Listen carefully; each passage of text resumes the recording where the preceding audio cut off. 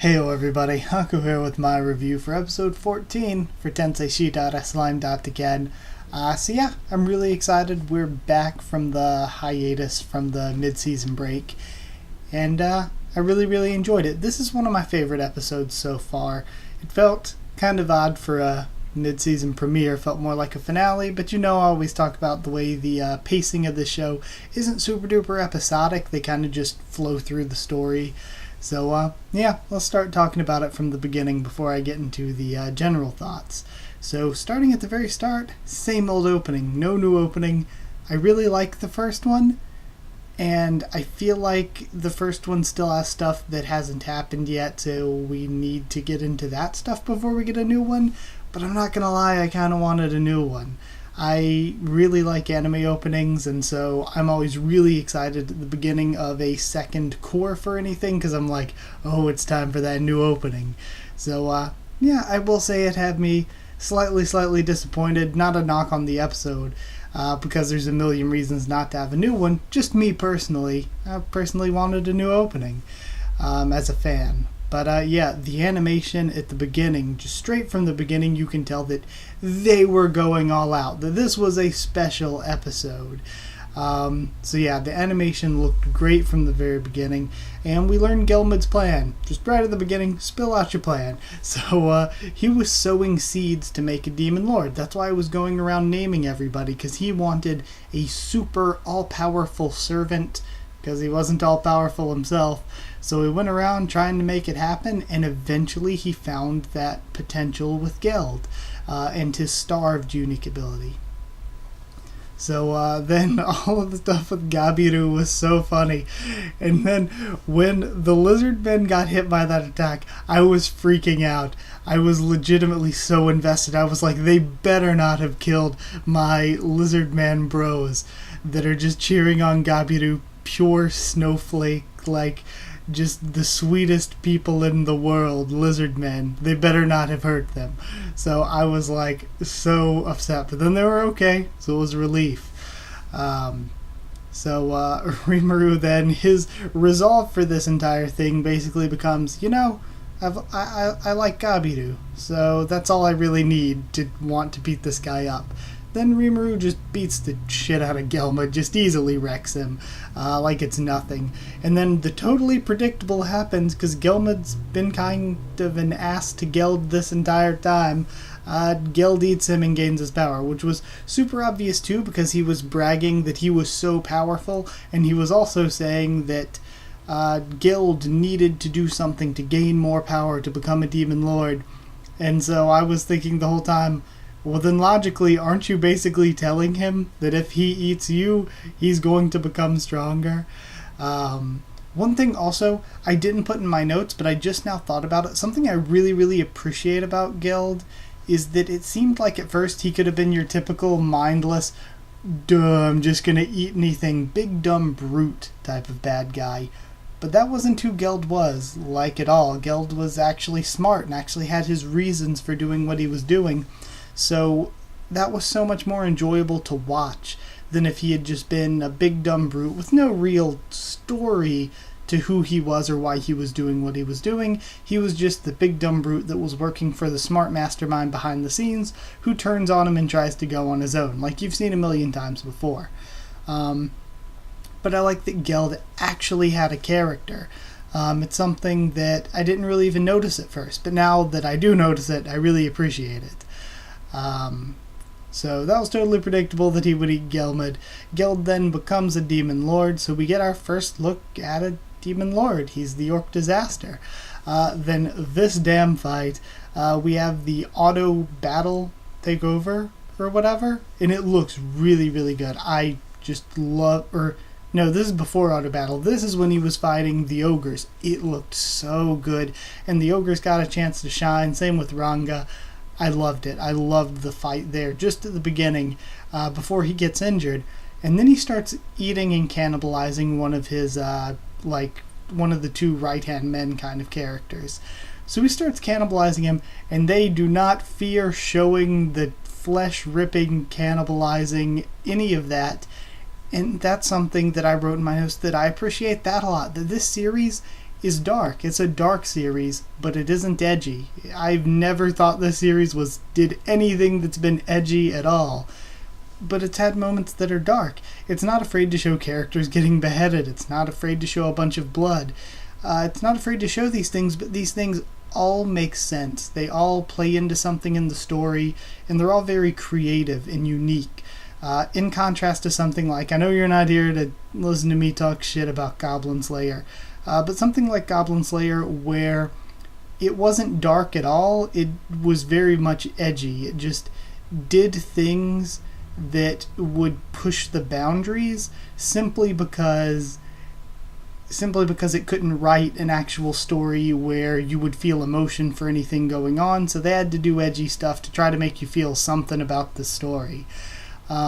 Whereas this is different. Everything that happens has a really specific meaning in what's going on. So I like that, and it's not afraid to shy away from that, and I like that a lot.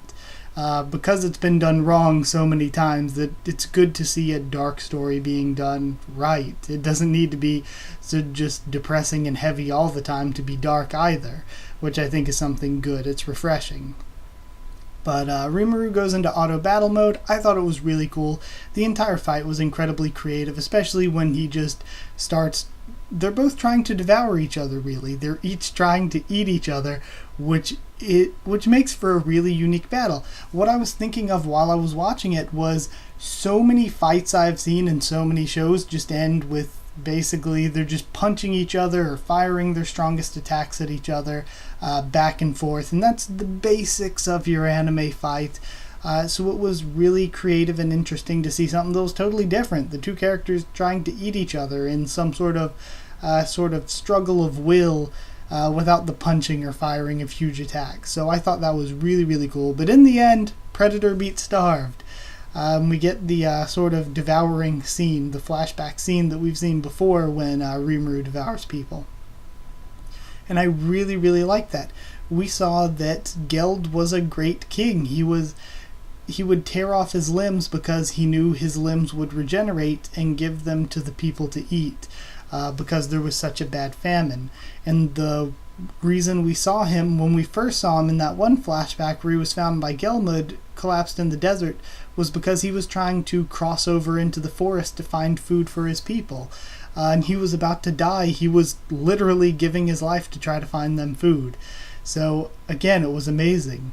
He also brings up that Gelmud told him that people that were eaten with his power won't die. They'll, their strength, their essence will live on in the person who ate them.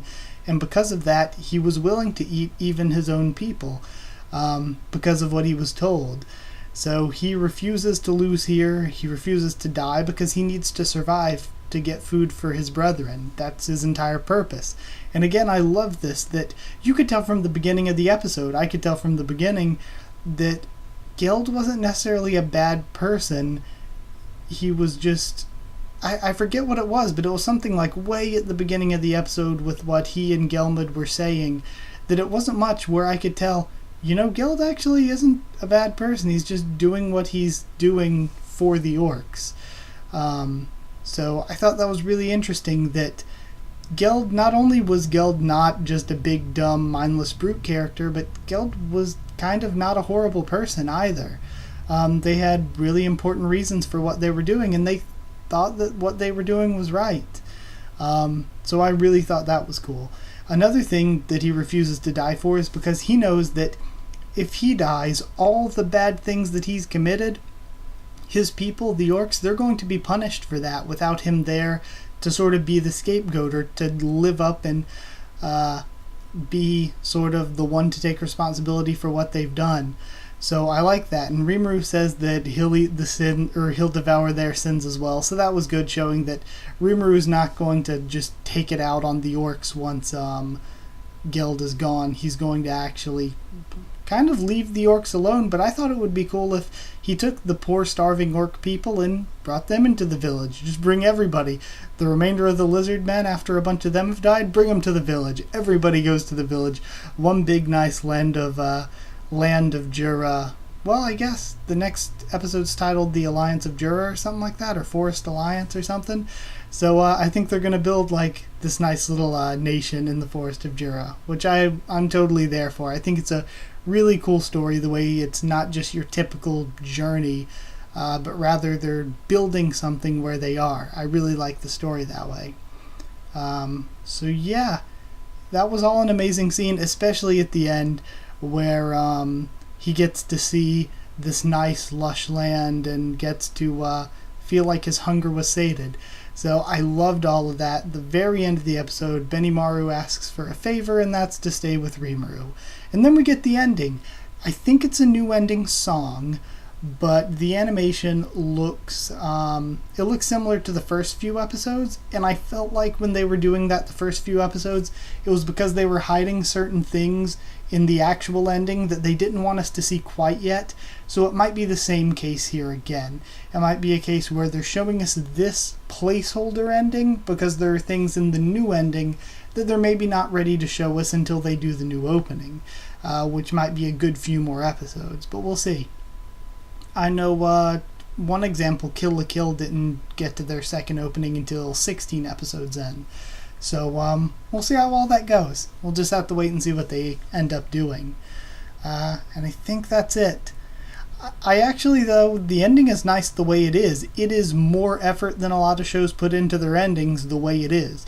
So even if this is like the real full ending, I don't mind that. I just get the feeling it isn't the actual real full ending because we've seen parts of it before at the beginning of the series. I feel like it's a placeholder. So yeah, some thoughts as a whole. I thought it was a really great episode. One of my favorite episodes this season from any show. I really loved Gild as a character and felt bad for Gild. I would have never thought that the York Disaster would be one of my favorite characters, but yeah, I really, really liked Gild and the portrayal of the character. The fight was really, really creative in a lot of different ways, and it was really awesome and hype and fun to watch. And I thought the Predator devouring scene where we get the flashbacks and the visions and all that was really, really top tier. I love it. It almost reminds me of the Assassin's Creed, like, I don't even know what they're called. There's a specific term for them, but the scenes when you kill somebody and then you have all the little discussion scenes with the characters. That's what it feels like when Rimuru devours someone. But yeah, I thought it was really, really cool. I would give it a score of 9.5 famines out of 10. For some reason, to me, it just didn't feel like a perfect score kind of episode. But it was really, really fun and enjoyable, and I loved it, and I'm going to be recommending it to a lot of people probably. But that's it. I hope you enjoyed the video. Like, if you did like the video, comment down there to tell me what you thought of this, what you thought of this, blanking out. What you thought of this episode, what you thought of my thoughts on it and all that. Subscribe for more. Tensei Shitara, Slime Datta Ken. Also anime going on that I'm reviewing weekly are going to be the second core of Tawado Majutsu no Index 3, and then I'm adding in Fukigen no Mononoke and Suzuki. I posted the first review of that earlier today, and also whenever the first episode's out, I think it's going to be maybe Thursday my time, but it might be Friday my time. It depends on how the time zones line up, but The Promised Neverland, which is going to be amazing, can't recommend it enough, because I can already tell it has got Anime of the Year potential already. So yeah, and then tons of other stuff on the channel obviously besides that. Follow on Twitter if you want. I can try to keep you up to there and stuff for the channel. And if you want a link to our Discord server to talk to me or more of us on Discord about this show or anything else, I'd love to talk about it more. So yeah, if you want a link, just ask and I'll give you one. It's open for anyone. So that's it. Thank you once again for watching, and I'll see you all next time.